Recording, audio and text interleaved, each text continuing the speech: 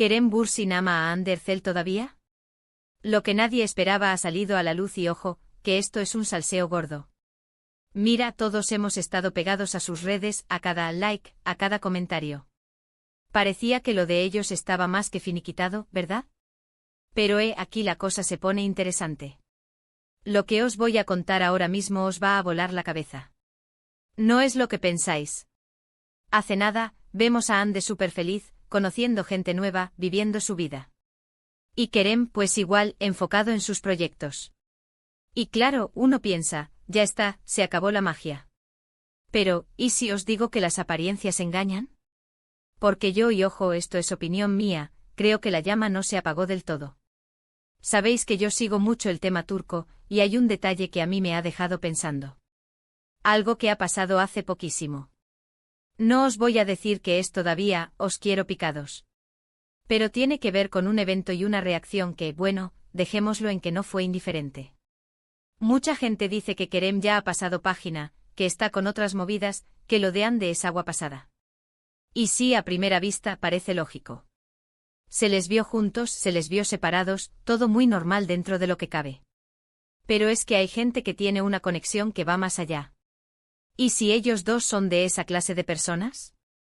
Para ser honestos, cuando se separaron a mí me dio un poco de pena. Tenían una química brutal, se les veía felices, se apoyaban un montón en sus carreras.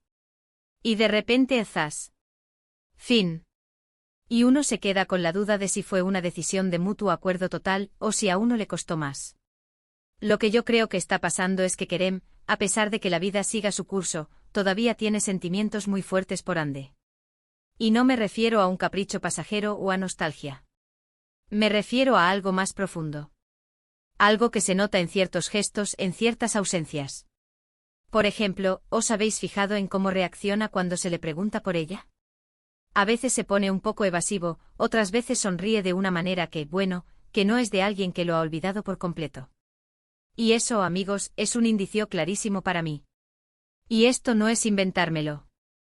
Hay gente que está diciendo cosas, gente que tiene oídos en todos los sitios.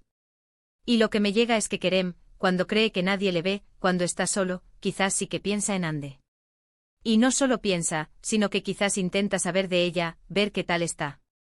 ¿Y por qué no lo dicen abiertamente? Pues porque la vida es complicada. Porque a veces hay que dar pasos atrás para mirar.